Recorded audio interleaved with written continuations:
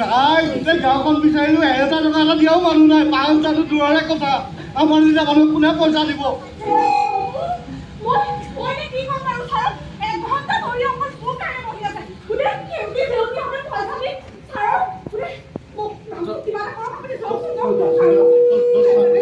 যেনে তেনে বুজাইকে যাম মই কিবা এটা কৰিম মই কিবা এটা কৰিম তই যাচোন মই কিবা এটা কৰিম তই যাচোন তই যা না মই কিবা এটা কৰিম মই কৈছো মই কিবা এটা কৰিম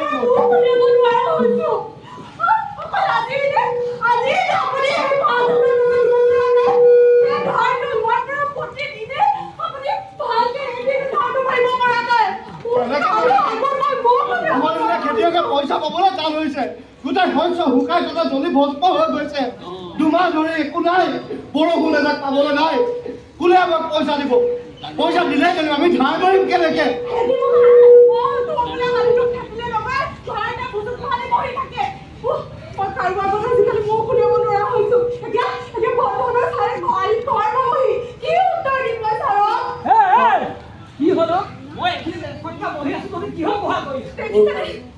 আজিকালি গাঁৱত 1000 টকা এটা বিচাৰিলে সহায় কৰা মানুহ নাই 1000 টকা এটা দি সহায় কৰা মানুহ নাই গম পইচা বিচাৰি ফুৰিলে যদি য'ত পইচা পাবি নেকি হা পইচা বোলে বস্তুটো গছত লাগি নাথাকে নহ'লে জোকাই দিলে পৰি যাব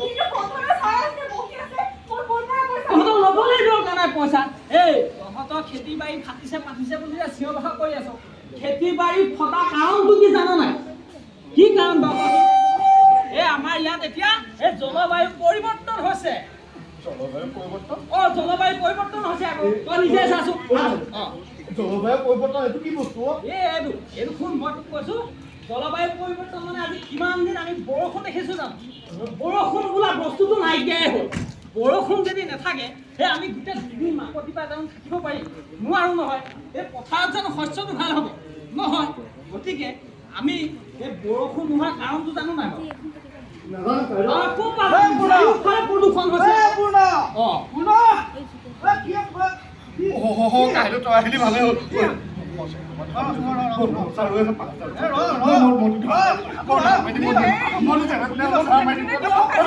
শুনিম পাই এখন কথা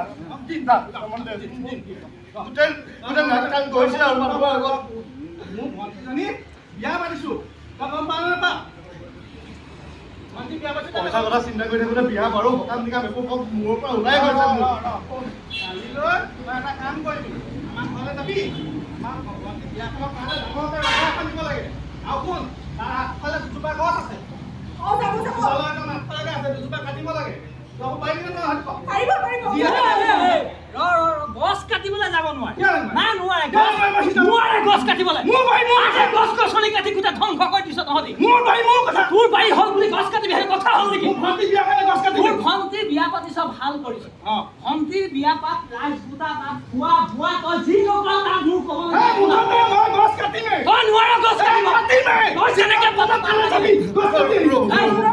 গছজোপা কাটিলে মোৰ 2 টকা পইচা ওলাব তাৰ আপোনাৰ কি আপত্তি আছে শুন পইচাৰ কাৰণে আমি সকলো বস্তু বিক্ৰী কৰিব নোৱাৰো পইচাই আমাক সকলো আনি দিব নোৱাৰে নহয় আমি যদি এই গছ গছনিবোৰ কাটি দিওঁ আমি বৰষুণ ক'ত পৰা আজি যে আমাৰ ইয়াত বৰষুণ নাইকিয়া হৈছে কিহৰ কাৰণে জানো চাৰিওফালে চোৰাং চিকাৰীয়ে ভয় কৰিছে সেইবোৰ জানো আমি কেতিয়াবা বাধা দিছো সেইবোৰ যেতিয়ালৈকে আমি বাধা দিব নোৱাৰো নহয় তেতিয়ালৈকে আমি প্ৰদূষণমুক্ত নহওঁ আৰু চা আজি আমাৰ এই অঞ্চলটোলৈকে চা চাৰিওফালে দোকান মাছৰ দাদি সেই মাছৰ খামুকলৰ বাকচবোৰ আমাৰ জয়গুৰু নদীৰ পাৰত ভৰি পৰিছে আৰু সেইবোৰে জানো আমাৰ প্ৰদূষণ কৰা নাই গতিকে আমি সকলো একত্ৰিত হৈ থিয় হ'ব লাগিব প্ৰদূষণমুক্ত এখন দেশ গঢ়িবৰ কাৰণে এতিয়া জানিবি আমি এখন সুস্থ সবল সমাজ গঢ়ি তুলিছো আমাৰ ৰাজ্যখন দেখিবলৈ চাৰিওফালে সুন্দৰ হৈ পৰিছে আৰু চাবি গছ গছনি যিমানেই থাকিব আমি বৰষুণ পাম ৰ'দৰ পৰা আমি ছাঁ পাম তেতিয়া আমাৰ খেতিডৰাও ভাল হ'ব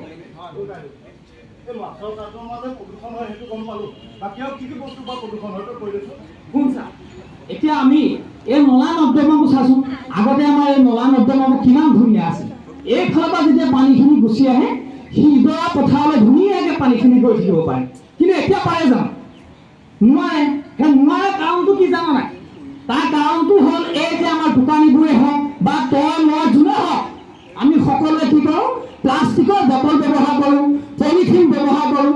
সেইবোৰ ব্যৱহাৰ কৰি পেলাই আমি য'তে মন যায় ত'তে পেলাই দিওঁ। সেইবোৰ গৈ পেলাই পানীত উটি যায়। পানীত উটি গৈ কি হয়, সেই নলা নৰ্দমাত যোনটো পানী গৈ থাকিব সেই ৰাস্তাটো বন্ধ হয়। বন্ধ হৈ যোৱাৰ লগে লগে ইপাৰৰ পথাৰৰ মাটিডৰাও পানী নাপায়, সিপাৰৰ পানী নাপায়। গতিকে এতিয়া তই নিজে চিন্তা কৰ, তহঁতে পথাৰৰ পানী ক'ৰ পৰা সোমাব? আগফালৰ নলাটোৱে বন্ধ হৈ আছে, গোটেই খামুকৰ সোপা তাতে পুত খায়। গতিকে আমি সকলো সচেতন হ'ব লাগিব। সেইটো আকৌ হ'ব তেতিয়াহ'লে আজিপা মই গছ নাকাটো দেই। আৰু চাওক মই যে আজি গছজোপা যে গছজোপা আৰু 3জোপা গছ ৰুই দিম।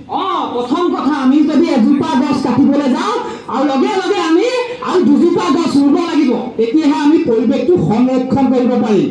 আৰু এটা কথা জানো নাই, এই যে ধৰা আমাৰ বিজুলী ঢেৰেকনি আহে, বজ্ৰপাত পৰে, সেইবোৰ গম পাওঁ নাই? সেইবোৰ একো গম নাপাওঁ। আমি বজ্ৰপাত পৰিলে মুকলি জেগাত কেতিয়াও থাকিব নালাগে। বজ্ৰপাত পৰাৰ আগত মেঘে যে গাজনি মাৰে, সেই গাজনি মাৰোঁতে আমি ঘৰৰ ভিতৰত থাকিব লাগে। আৰু যদি আমি বাইকত যাওঁ, বাইকত গৈ থাকিলে যেতিয়া মেঘে গাজনি মাৰে, তেতিয়া আমি গৈ থাকিব নালাগে, বাইকখন ৰাখিব লাগে নিৰ্দিষ্ট এটা জেগাত। যদি আমি বাইকখনত গৈ থাকোঁ, সেই বজ্ৰপাতৰ যোনটো আৰ্থিং পাব, সেই আৰ্থিঙতে বজ্ৰপাতটো পৰিব। গতিকে আমি বজ্ৰপাত হোৱাৰ আগজাননী পোৱাৰ লগে লগে আমি সকলো সাৱধান হ'ব লাগিব। বুজি পাইছ? আৰু পথাৰত যেতিয়া তহঁতি হাল বাই থাকিবি, তেতিয়াও মেঘে গাজে, গাজে নাই? যেতিয়া তোৰ বজ্ৰপাত পৰা আগজাননী পাবি, তেতিয়া তহঁতি হাল সিমানতে সামৰি হালৰ গৰু গোহালিলৈ আনিবি আৰু ঘৰৰ মানুহ ঘৰলৈ গুচি আহিবি। তেতিয়া চাবি বজ্ৰপাত পৰাৰ পৰা আমি সাৱধানতা অৱলম্বন কৰিব পাৰিম। যোৱা বছৰ সুৰেন্দ্ৰ মৰিছিলে মানে আমি ভূতে পাই মৰিছিলে বুলি যে ভাবিছিলোঁ, বজ্ৰপাত পৰি মৰিছিলে। ভূতে পাই পোৱা নাই নহয়। এতিয়া গম পালি? কাইদেউ কচোন কথা কেইটামান বুজালি দেই। আৰু কিবা বুজাবলৈ আছে নেকি তোৰ? শুনছা, ইমান বুজাই থাকিব পৰা শক্তি মনো নাই। মই আচলতে এটা গাঁৱৰ সহজ সৰল ল'ৰা। সৰুৰ পৰা মই খেতিৰ লগত সম্পৰ্ক। আজি অলপ দিনৰ পৰা চাইছোঁ নিজৰ বাৰীখনত এটা তামোলো নলগা হ'ল। মোক পিতাই যি ধৰণে পঢ়ুৱাবলৈ চেষ্টা কৰিছিল খেতিৰ পইচা দ্বাৰা, কিন্তু তাকো নোৱাৰিলে।